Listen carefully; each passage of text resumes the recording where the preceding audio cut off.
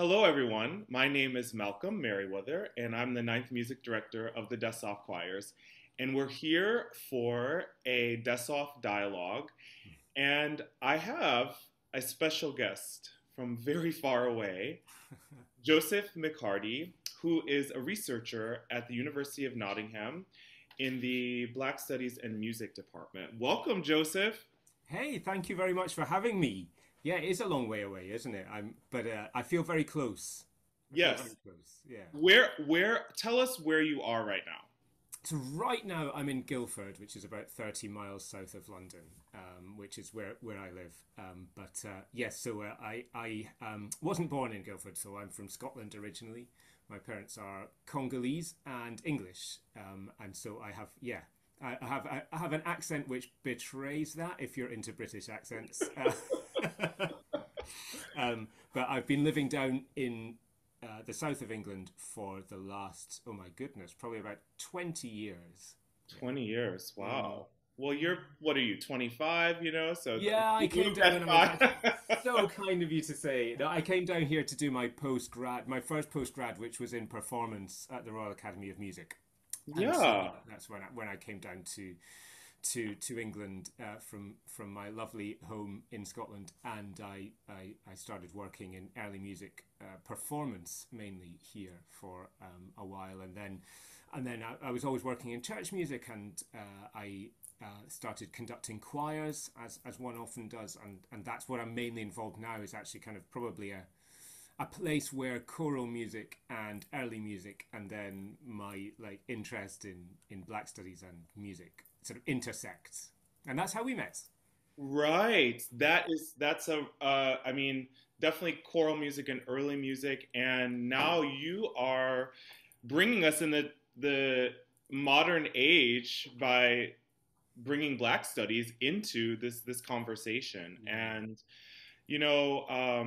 Joe, if I may, as I Yes. have affectionately called you under your direction. We met during the pandemic. Actually, we had a conversation about Margaret Bonds, wasn't it? That's right, because you just finished recording, or you just released a really serious piece of work. Yes, we Yeah. had released the Ballad of the Brown King, and Yeah. we became connected through my friend, I think Simon Wall from the Tallis That's Scholars, right. Yeah. who's just a wonderful, wonderful human being. Yeah. And that's when I learned about your work on Vicente Lusitano, That's who right. is a Yeah. composer that is going to be featured on the Dessoff Choir's concert Yeah. on November 5th at Hmm. 4 p.m. Hmm. So, Joe, tell us a little bit about, or a lot about, your journey with Lusitano, Mm. because before meeting you, I had heard of him, Mm. but you really opened my world to this great composer, this great theorist. Yeah, so I mean, my journey with Lusitano curiously begins in New York, although appropriately enough, although I was not in New York, I haven't been to New York since probably last century. So I haven't been since the late 90s.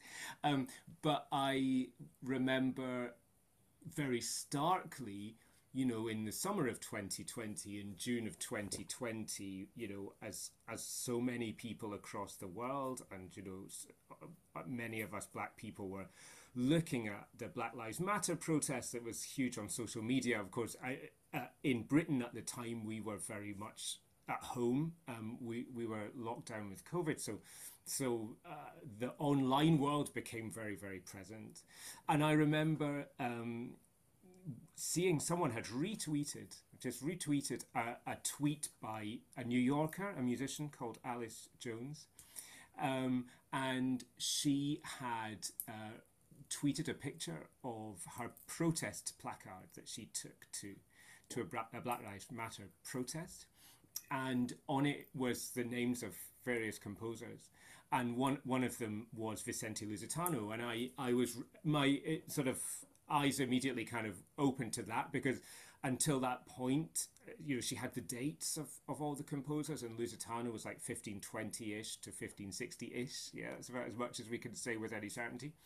And I thought, why, that is so much earlier than I had ever been led to believe. I'd studied music as a child. I'd studied music from my first degree. I'd done it for my postgrad. Nobody had told me about this black composer. As far as I was aware, the earliest kind of evidence, I guess, the earliest published music that survives by an Afro-descendant person, if that's what you want to sort of be really, really kind of academic about it, was from the 18th century. So this was like considerably earlier than that. Much earlier. And I was like, wow, why didn't I know about this? And B, let's go sing some. And then those two things kind of led me to you and to the brilliant project that we managed to finally do together recently. And mainly because in summer 2020, there were very few of Lusitano's works in a format that you could that if you've been trained to read music, you can read, right? Right. So in a kind of modern notation, there was the facsimiles of his works in there. So Joe, yeah, I must sort of echo your sentiment about it was actually very mind blowing for me to and I'm not even exaggerating to think about a person of African descent composing music in the style that we've grown to love and that we've sung and that you've studied performance practice. And we both probably grew up singing the music of Palestrina, who was a direct contemporary. I mean, you can just really put these two figures, they were living at the same time. And it just, so I want to emphasize that importance for those of you who will come to the Dessoff Choir's concert and will experience this glorious music, that it's pretty remarkable that throughout history, for one reason or another, and one really big reason, figures like Lusitano have not been recorded, have not been shared, have not been celebrated. So thank you to Joe. So Joe, what you have done, I don't want to sort of gloss over this, because I know some other people have embarked on creating engravings and modern editions, but tell us a little bit about the specific work you did for the Chineke Voices project and just the amount of editions that you had to put together. So I mean, to perform this music, obviously we can't. Well, we could, but it's difficult to read it from the original prints. If people are interested, you can go and find them online. And Lusitano, like most of his contemporaries, there were two ways of making that music singable to professional or musically literate people. The first one would be to kind of write the parts out in a big massive choir book, and one of his pieces looks like that, with all the different parts on different parts of the page, so not running together as we normally imagine in a score, where everybody's stacked up neatly, all the parts are stacked neatly, the highest to the lowest. And then the other one, which is the Liber Primus, which is the Italian publication, the big publication, that's printed in original part books. And for singers nowadays, that's quite hard to read, and it's quite hard to perform from. So one of the first jobs was to take that music and to typeset it, to put it into modern editions or editions that would be readable. And some of that was relatively straightforward and time consuming. Some of that was really quite difficult. There was one piece of his, which there's one piece in that collection, it's about 23 pieces. There's one piece in that collection which has a text we think is by him, which again is an incredible artifact in terms of the history of Afro-descendant people in early modern Europe. That if we have a surviving poem by somebody, and the poem was it was really hard to reconstruct the text, and I really really generous work done by Gail Trimble and Lucy Matheson, who are two friends of mine from Oxford, and they recreated the text. I was really, really lucky to have that happen. So it was a big job, actually, and it took, you know, as ever, necessity was there because there weren't that many editions at the time. But it was a lovely way, and I'm sure you've done this too, Malcolm. If you, when you edit somebody's music, you end up having this kind of different kind of relationship with a composer, and you get to know their style, and there's something about literally copying out their music and interrogating that and working with that, which makes you end up feel quite close to the composer in some way. It kind of lowers a barrier between you and them, which was really lovely to do in advance of the project that we did. Yeah, absolutely. I think that I did a similar. I had a similar process with the music of Margaret Bonds. Yeah.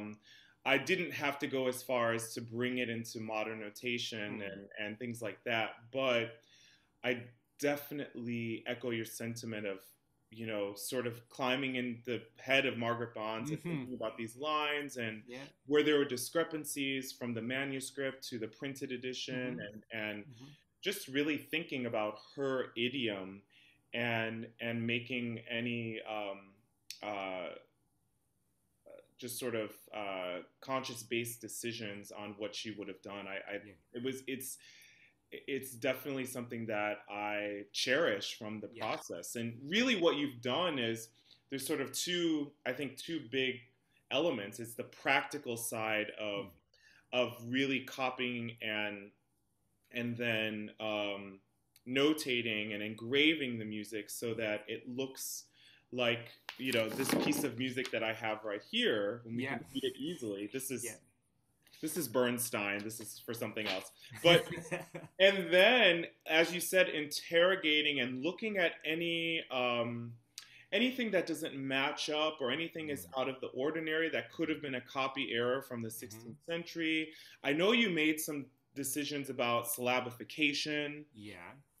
Which is really important. And did you do anything as far as the key centers and tonality? Did you make any decisions there? Yeah. So the key centers that he uses they all sit quite low, and it's possible that's because he might have been writing for, if he was going to be writing for professional church use, then that choir would have been all male. And potentially in Spain and Rome, not exclusively. There's lots of different practices going on, of course, but that maybe professional choirs in sort of outward-facing places, so not convents, for example, which had their own polyphonic choirs of the women who lived there, but more sort of court chapels, cathedrals, and large collegiate churches. Then the choirs would have been probably all male and probably all men using adult males, so changed voices, so high falsetto parts rather than really high soprano parts. I wanted to do something that's quite not unusual in early music performance practice, which is to use soprano sounds as well, and therefore to transpose. We took the key centers up about a third for our editions and for our performances, and that allows you a greater sound picture in terms of the choir, greater participation as well, and I think that made a really nice. I think it made a really nice sound. We did actually do one piece at original pitch, I think, which was the Emendamus. Yes. Yeah, so that was set quite low. So there's, and that again is, I think that's not unusual. I don't think if you'd done that in 16th century Europe, I don't think people would have gone, oh my God, that's absolutely unacceptable. I think it's within the realms of within the bounds of acceptable practice to, what do my choir's voice parts, where is everyone's ranges? Let's sing it at that pitch where everyone's ranges are. And I think that's what we did, and we kind of did that in an official way by transposing the music on the page. And it's quite possible that in the 16th century they would have just started at the pitch they wanted to start at, right. looking at the partners. Well, I quite agree. I think that, you made the right decision, and these editions, we've been enjoying rehearsing and analyzing and just really perfecting your performance editions, which we'll perform on November 5th. It's very exciting. I think there was a performance of Regina Coeli. Uh, yeah, I know that there was a performance last spring, but Inviolata, I don't think has been done in New York City. Great. So audiences will hear this piece for the first time. Right now, I think it's time to listen to some Yeah. music. And we actually have a recording with Joe conducting Chineke Voices. Joe, would you just give us just a little intro to the Chineke Voices project? Because I think this is so important to illustrate that we as scholars, we as performers need partnerships and seek partnerships that are authentic and that are supportive of the vision and the overall mission of really promoting these underserved, forgotten, under-celebrated composers. Yeah, so leading up to June last year, which was when we had our project, June this year, forgive me, June last academic year. So June 2022, we partnered with Chineke Voices. We partnered with the Chineke organization, and your audience and friends might know that that's an arts organisation in the UK which is dedicated to providing performance opportunities for people who identify as Black, Asian or ethnically diverse. And it's an organisation that I had worked with before. And their founder was really, really keen that we should bring Lusitano's music to life in that organisation, and using singers from the global majority. And it seemed to be really resonant with the project and with doing this music by the first published Black composer, as people call him, which I think is right to say. Mm-hmm. So it was a project that really resonated and hopefully dealt carefully with people's identities and also with the identity of Lusitano as well. And I think that was important to me, given how I found out about Lusitano. And I think it was important to deal properly with that. Yeah.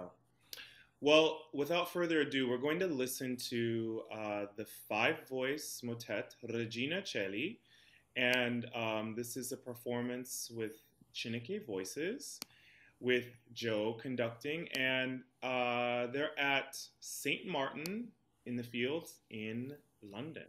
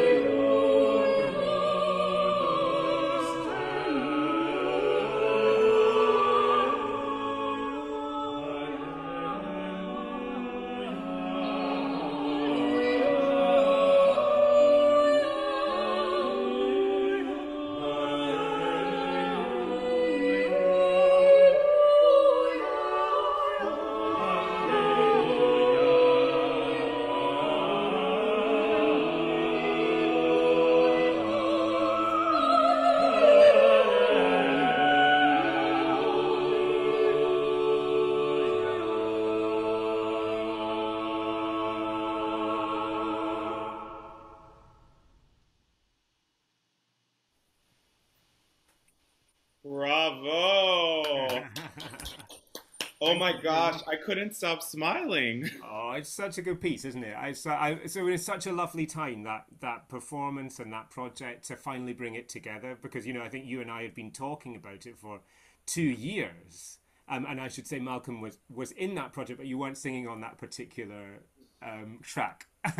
But you and I have been talking for 2 years and scheming and trying to make things work, and then the changing COVID situation and stuff. It was trying to get it together was amazing. To finally to be able to bring this music together with the people that brought it together, I thought was just really really lovely. Yeah, it was such a lovely time. Yeah, I mean, did you? I mean, I know how I felt, but did you feel a lot of weight on your shoulders with this project? Yes. um, Yeah, I mean, a lot, yeah, a lot. I mean, it obviously there's the weight of doing it anyway. Like there's the yes. weight of doing a performance, okay, and doing a project, and then there's the weight of doing a project by somebody whose music is not particularly well known, and then of course there's the weight of doing a project by somebody whose racialized identity you share and yeah, I mean, wow, yeah, it was. I hadn't really reflected on it in terms of that, but yeah, there was a lot of weight. There was a Yeah, and again, I'm so aligned with you because in these composers, I mean, even though, Lusitano was, alive hundreds mm, of years ago, mm, but it's like, hey, this could be an ancestor. This could be yeah, with Margaret Bonds. I was like, oh, this could have been my grandmother yeah, or a great aunt or yeah, something like that. And I think what was so special about this project is everyone involved in the group, everyone that you saw in the choir, for those who are listening, was so committed and such a team player. And I personally was just giving you the best vibes because you were just doing an amazing job conducting, leading, listening, editing, and then we recorded. It was just such an inspiration, yeah, for people like me to keep going with this mm, work, with this mhm, scholarship, yeah. with these performances. And Joe, tell us, this will result in a recording, right? Are you able to talk a Yes. little bit about that? Yeah, so we recorded it. We then went to St John the Divine Church in Kennington, and we recorded those pieces. And they are in the editing stages at the moment. So kind of watch this space for when it gets released, and you get to hear Malcolm singing, which is fabulous. And it was, yeah. But you're right. I mean, the atmosphere was really special. It was an incredibly positive atmosphere throughout. And I think that, yeah, at the time when you're doing it, you're trying to get it done, and also you're trying not to read so much into things because you want to concentrate on the musical job that's in front of you, like just getting the sounds out and making sure everyone's happy with that. But I think, yeah, there was a really special spirit abroad in the room. But as you say, because it is mind like that, the thing that one has to keep coming back to, or the thing that I want to keep coming back to, is it is mind blowing to think. It is mind blowing to think that, at the beginnings of Europe's colonizing impulse, shall we say, towards Western Africa and towards the rest of the world, that there is already a person so deeply involved in the creation of this art form that subsequently becomes identified with European superiority. If that's not too long-winded a way of saying it, but to say that at the roots of this music there is an African descended person, and not an African descended person who is waiting for some kind of pipeline or some kind of emancipation on a wide scale, or some kind of opening up of some concessions being made on a wide scale, although we don't quite know how Lusitano's access is complicated. But to say before that, that the creative, the artistic ability of black people in Europe is already there. Mm-hmm. And I think that is kind of that's what always it's kind of mind blowing to me that at the roots of this there is a at the roots of this music which comes to be characterized as you know as part of a project to prove European superiority in the 19th Mm-hmm. century. That before all of that, at the roots of that, there are black people making this music and making it at the highest level.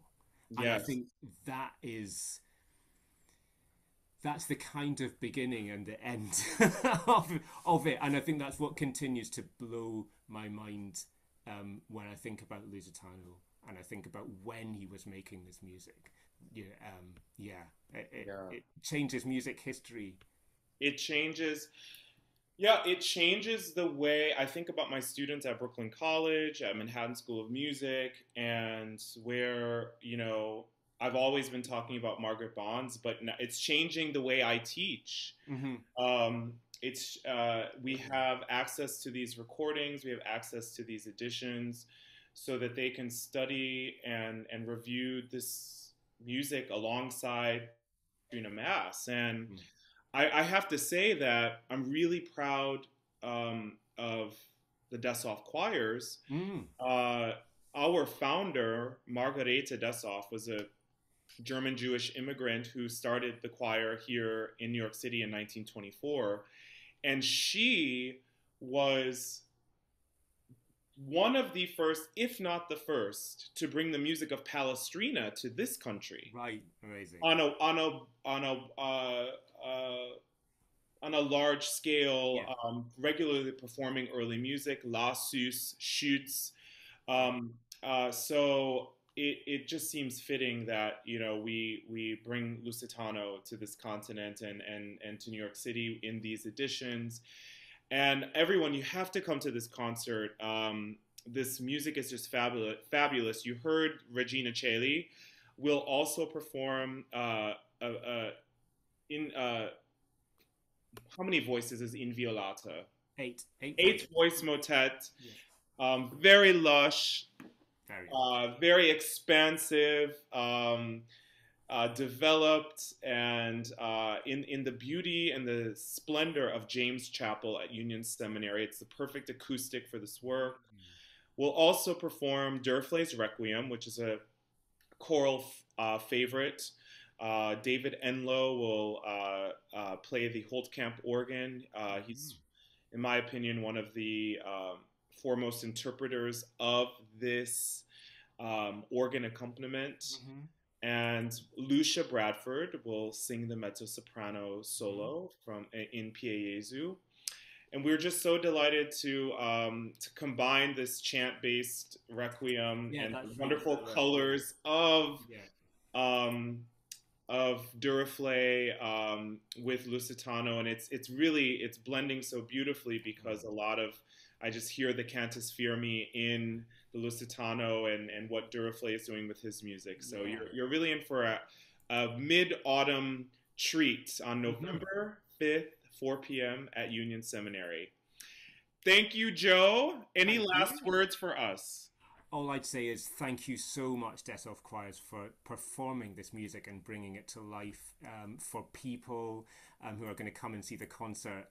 It's wonderful to be part of your journey with this in this small way. And yeah, wonderful to know that you're doing it. And I shall be there in spirit on the 5th of November at 4 p.m. But not 4 p.m. my time, 9 p.m. my time. I'll be there. All right. Thank you, Joe. Have a great day. Thank you. Bye. Okay, bye.